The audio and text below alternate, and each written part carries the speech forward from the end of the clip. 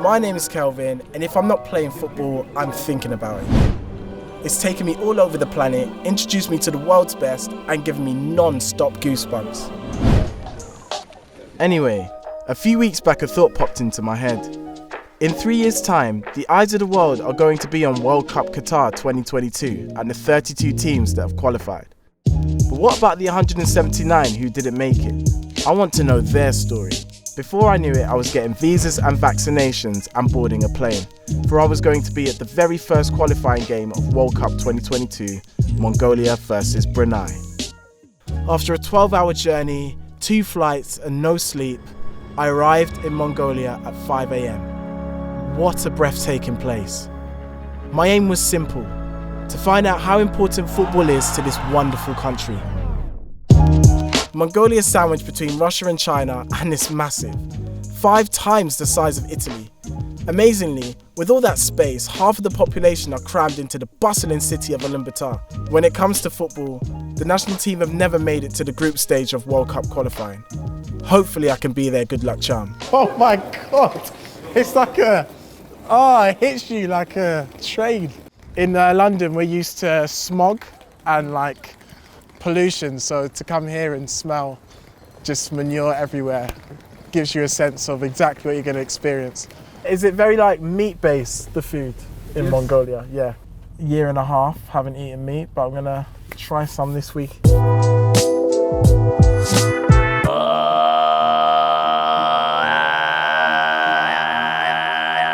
This is throat singing, a super traditional Mongolian style of music.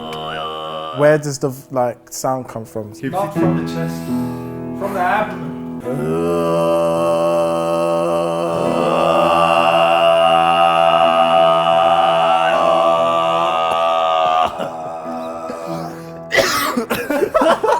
Okay.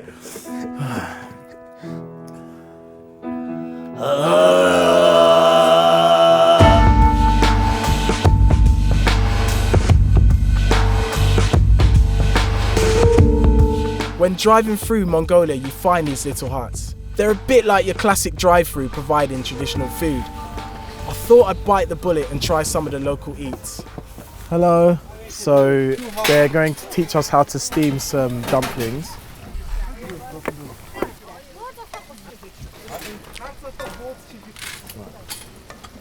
So like little pockets. Okay. That's really not good. This is, yeah? I mean, this one's perfect.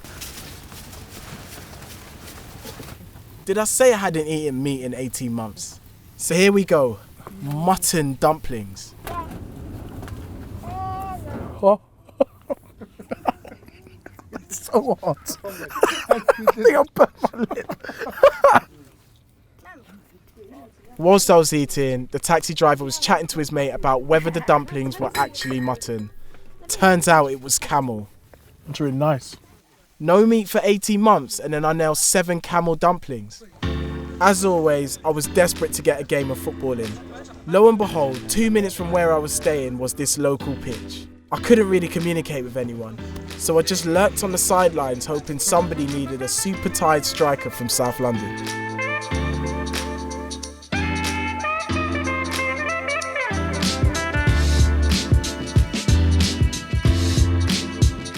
At this point, I was beat. We'd been up for 30 hours. That's what we come here for. Yeah, we show them the skills. We show them that we can play. I just bagged a couple of goals in the game and it was time for an early night.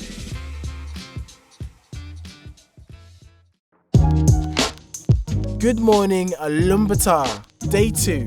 This is where it gets seriously agricultural. I organised with some of the local guys at the hostel to spend a day and night with a nomadic family, milking cows, riding horses, everything. Once you leave the city, the landscape completely changes. It's called the steppe. Miles and miles of beautiful grass peppered with hills and mountains. It was truly breathtaking.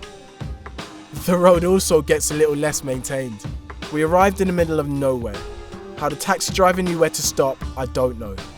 But I was met by the host children who gave me a ride to their home.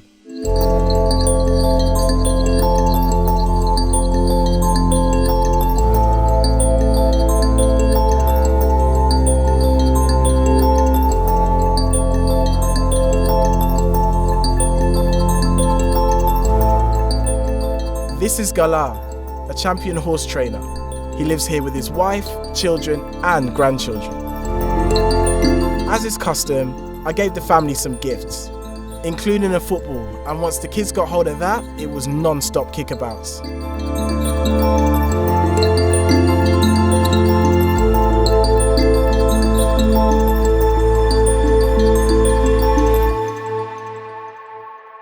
This right here is Messi from Barcelona, the GOAT. The greatest GOAT of all time. Hello, you. Yeah, I know. Big crowd, you know. We don't want to deal with the fans. Don't upset the fans. They'll use a big dipper. One thing you learn quite quickly about Mongolia is their love for milk. Hot bowls of the stuff are traditionally served to guests. Not only do I not eat meat, I'm also lactose intolerant. So I let the camera guy try it. Don't believe that smile. Apparently it's quite fatty and very salty. Straight from the udder. Before long, a horse was rounding up for me to ride. I'm not gonna lie, I was pretty scared. Apparently I'm going on the tamest one, but you know, I just hope I don't fall off. Turns out I had nothing to be scared of. I was a natural.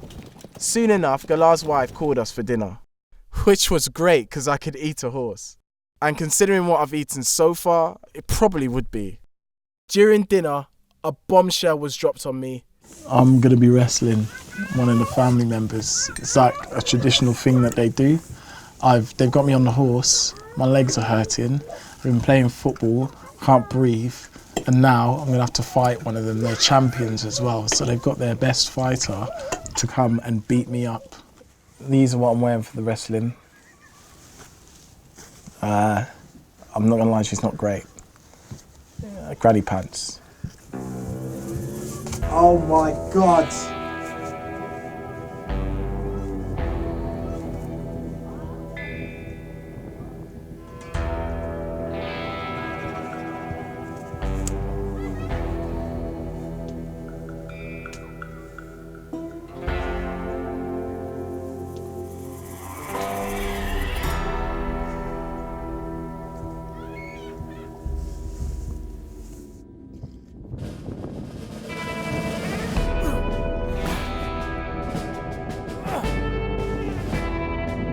I want another one.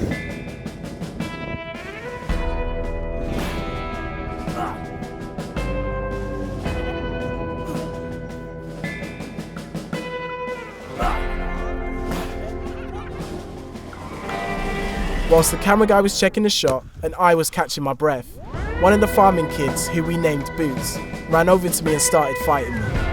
He's not loving. Another loss. Now I'm about to milk the cows.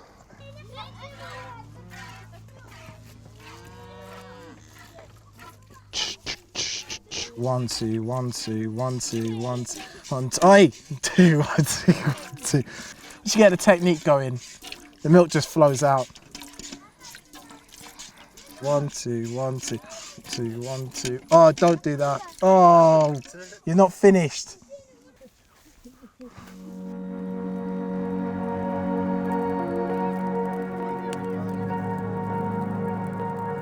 The day ended with the family chilling around the fire.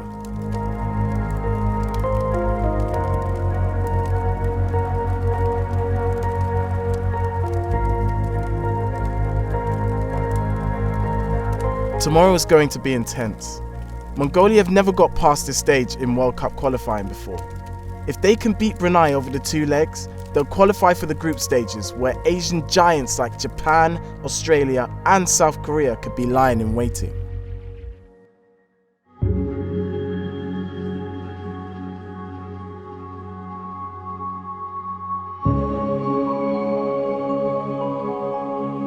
It was time to say goodbye, as Mongolia had a date with destiny. It was actually kind of hard to depart because Galar's family made me feel so welcome.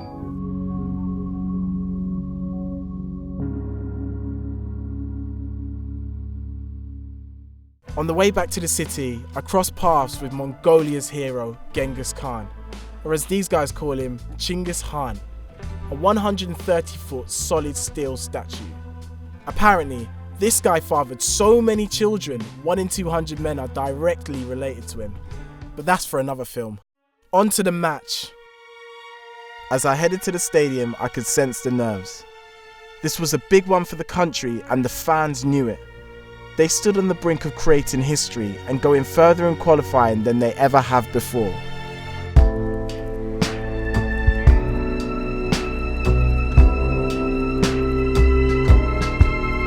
This is my favourite bit about any game that I go to, the walk onto the pitch. So much atmosphere, fans that love the game. Let's be real, this stadium is a small stadium in the middle of nowhere. When I sit down and I'm with my mates and we're chatting like FIFA World Cup qualifiers and stuff like that, you're thinking England, you're thinking Wembley, you're thinking all the big stadiums, at least 60,000 people. You're not thinking a tiny stadium packed on the edge of a road where if they kick it out, it literally hits cars. Like, you're not thinking that. They know they're not getting into the World Cup, but listen to them, like, and look at them standing up. They don't care. This is their World Cup game. Like, this is their World Cup experience. So I just love being a part of that.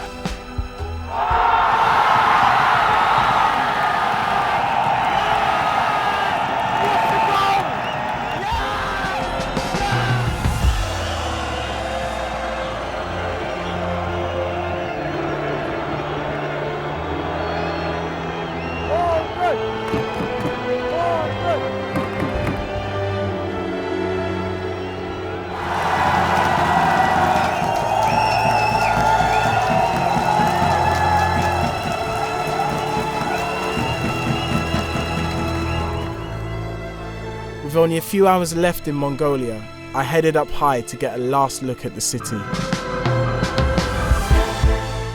What a trip.